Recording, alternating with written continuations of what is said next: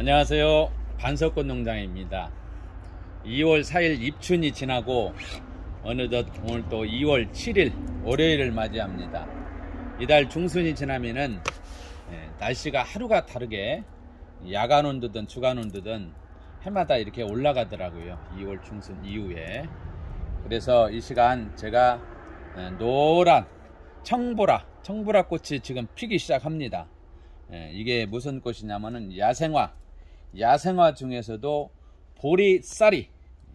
보리쌀이라는 야생화 종류 이름입니다. 그래서 왜 보리쌀이라고 하냐, 쌀이나무 있잖아요. 쌀이나무를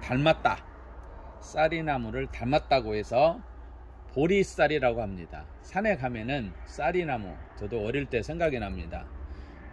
쌀이비, 빗자루, 산에 가서 이 쌀이나무를 끊어다가 마당에 쓰는 빗자루를 만들었던 우리 부모님들이, 아버지가 만들었던 기억들이 이렇게 생생합니다. 그리고 대나무 있는 지역에서는 대나무 잎을 다 떼서 대나무 가지를 해서 이렇게 마당에 빗자루를 만드는 모습들을 기억이 납니다. 쌀이나무를 닮았다고 해서 보리쌀이, 청보라 꽃이 지금 피기 시작합니다.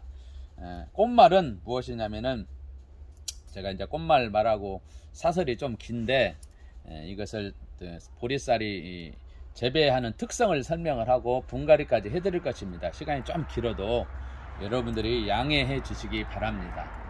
아울러서 여러분들, 제가 반석꽃 농장 여러 모습으로 이렇게 다양한 식물들 이렇게 크고 있는 모습, 그 다음에 분갈이하는 모습, 그 다음에 효능, 그 다음에 각종 화분, 여러가지 여러분들 가정에서 키우는 식물들을 이렇게 설명을 해드립니다. 그런데 여러분들 그러한 소식을 계속 보시려면은 지금 현재는 무료예요. 무료. 이제 구독자분들이 많이 늘어나고 좀 인기가 있는 프로그램들은 무료를 폐쇄를 해버려요. 유료로 전환하는 경우도 많이 있습니다. 근데 저는 아직은 무료입니다. 무료. 그래서 구독해 주시고 좋아요 해 주시고 알림 설정을 꼭 해 주시면은 제가 올릴 때마다 여러분들이 이러한 정보를 받아 보실 수가 있습니다. 계속 보고 계시는 쌀이나무인데, 이 쌀이나무에 대해서 제가 설명을 해 드리겠습니다. 저도 이렇게 식물을 키우면서 자꾸 공부를 해요. 이렇게 유튜브를 찍으려고 공부를 하고, 또한 제가 꽃 농장을 하고 꽃 가게를 같이 하기 때문에 꽃에 대한 것을 자꾸 경험이, 노하우가 축적이 돼요. 자꾸 공부를 해야 되고 알아가야 되고, 자꾸 보니까 꽃 이름도 되풀이가 되고 알아져 갑니다. 그래서 어느 분들은 제 농장에 오고 꽃가게에 오면 이 많은 식물들을 어떻게 관리합니까? 이 많은 식물들을 이름을 어떻게 다 합니까? 그래요. 근데 직업은 못 속인다고 자꾸 보고 머릿속에 이렇게 되뇌이고 하니까 이렇게 알아지기도 합니다. 사실 생각 안 날 때도 있습니다. 모르는 것도 있어요. 특히 다육이는 막 수백 가지가 있었기 때문에 다는 몰라요. 근데 웬만한 화초들은 저도 이렇게 많이 아는데, 오랫동안 구석에 있는다든가 자주 접하지 않으면은 알았다가도 잊어버리는 경우가 있습니다. 하지만 자꾸 이렇게 되풀이를 합니다. 지금 보고 계시는 보리쌀이, 꽃말부터 알아보겠습니다. 꽃말은 운명적인 만남이라는 꽃말을 가지고 있습니다. 모든 화초들이 이러한 각자의 특유의 꽃말들이 있는데, 이 보리쌀이는 운명적인 만남이 중요하잖아요. 저도 만남하면은 노사연의 만남, 그 노래가 이렇게 생각이 납니다. 우리가 인생 삶을 살아가다 보면 길면은 120세, 지금 뭐 80세 시대, 또 100세 시대 많이 말을 합니다.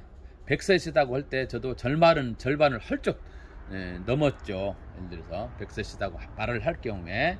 근데 80세라고 세다고 한다면 얼마 남지 않았죠. 지금 60은 아직 못 됐으니까 젊죠, 저도.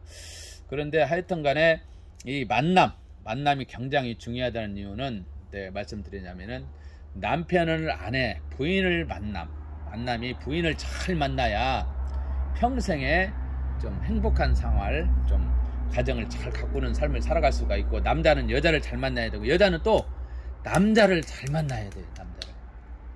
남편과 아내가 잘 만나야 돼요. 혹여나 잘 못 만나고 부족한 것이 있다면은 그것을 서로 소통, 대화를 통해서 문제를 찾아가야 됩니다. 문제를 찾아가고 해결점을 찾아가야 되는데 그 해결하는 과정에서는 다양한 지식도 필요하고 지혜도 필요하고 또한 다양한 형편과 사정이 있습니다.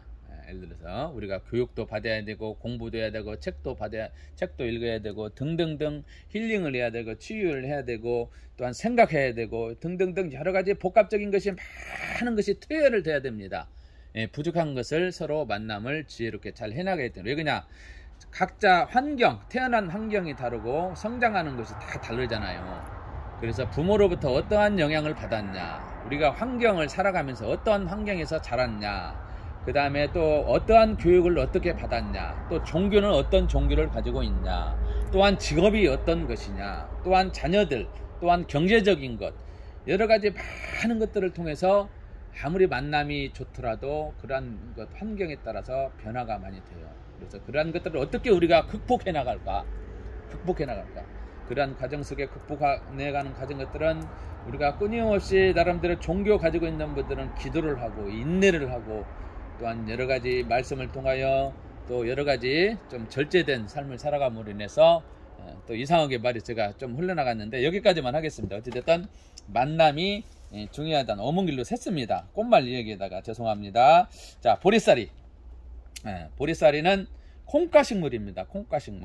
콩가식물이고 성장이 좀 빠른 편이라고 해요. 빠른 편. 콩가식물 중에서도 덩굴식물이에요. 덩굴. 이 덩굴 쭉 늘어지는 것. 그래서 키우면서 화분을 좀 큼직한 데 해가지고 이제 지주를 박아서 이렇게 이쁘게 수영을 잡아도 되고, 지주를 많이 하기 싫다면은 할 때마다 이렇게 카트를 해줘요. 근데 지금 카트 하면 안 돼요. 왜냐면 꽃대를 계속 물고 나오고 있어요. 꽃이 초겨울부터 늦가을부터 초겨울부터 이듬해 봄까지 2-3개월 계속 피고지고 꽃대가 계속 꽃이 보라색 청보라꽃이 이렇게 피는 거예요, 겨울에. 그러니까 그것을 유념해 주시고, 봄 되면은 온도가 높아지면서 꽃이 다 피고 질 때, 그때 이제 좀 약간 경화가 약간 될 거예요. 꽃이 다 지고 나면 약간 그때 끊어가지고 삽목으로 번식합니다. 삽목, 꺾꽂이. 예를 들어서 지금 이것도 보면은 제가 설명해야 돼. 지금 자꾸 끊은 거예요.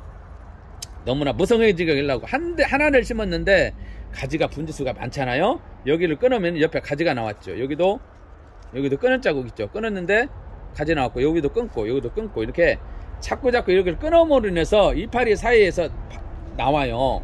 자꾸 요거를 끊었는데 나왔지. 또 끊었고 자꾸 끊어므로 인해서 끊는 자리 밑에에서 이파리 사이에서 가지가 나와서 풍성해지는 거예요. 그래서 그걸 끊지 않을 경우에는 막 이게 겁내기 몇 미터? 3미터까지도 이렇게 큰데 안 끊을 경우에는. 근데 이제 자꾸 좀 어느 정도 안 끊고 크면은 지주에서 이렇게 말기도 하지만은 풍성하게 하기 위해서는 자꾸 가정에서는 끊어주는 것이 좋다. 그렇게 생각하시면 되고, 그래서 꽃이 다 진 다음에 이듬해 봄에 약간 경화될 무렵에 끊어가지고 삽목을 하시면 된다. 번식할 때. 그리고 관리 방법으로 또 햇빛. 특히 이러한 꽃 피는 것들은 오전 햇빛이 굉장히 중요합니다. 봄, 가을에 특히 햇빛과 통풍이 잘 되는 베란다에서 키우면 됐습니다. 베란다. 그리고 한여름 8월달 9월이잖아요. 8, 9월, 7월 말부터 8월, 9월 직사광선을 피해줘야 됩니다. 직사광선 피해주고, 물 줄 때는 겉흙이 말랐을 때, 이 겉흙을 보세요. 겉흙이 말랐을 때, 꽃이 겉흙이 충분히 말랐을 때 겉흙을 항상 하초에 물 줄 때 겉흙을 보시고, 이파리 상태를 보시고, 쭉 처져 있는지 오므라졌는지 들어봐서 가벼웠는지, 육안으로 여러분들 말랐나 안 말랐나 판단할 줄 알아야 됩니다. 그때 물을 주시면 됩니다. 아울러 또한 지금 꽃을 맺었기 때문에, 꽃을 맺었을 때에는 수분이 많이 필요합니다. 모든 꽃들은 꽃이 이렇게 만발할 때는 수분이 많이 필요해요. 임신해서 꽃이 피기 전 사람도 마찬가지나요. 이렇게 비교하면 됩니다. 꽃이 필 때 수분이 많이 필요하다. 그리고 겨울철에는 지금 꽃이 피기 때문에 최하로 5도씨 이상, 5도씨에서 10도씨 사이에 유지를 해줘야 됩니다. 그리고 최저 온도, 추위에는 야생화에서 자라나지만은 영하 5도까지는 이게 견뎌요. 영하 5도까지는 견는데 영하 5도에 넘어가면은 동사할 수가 있습니다. 그래서 야생에서는 남부지방, 제주도 저쪽에 전라남도 그쪽 따순 지방 그중에서는 야생화 봄에 월동이 가능한데 그 외에는 월동하는데 좀 어려움이 있습니다. 그래서 가정에서는 아까 대부분 베란다 쪽에서 키우는 것이 좋다.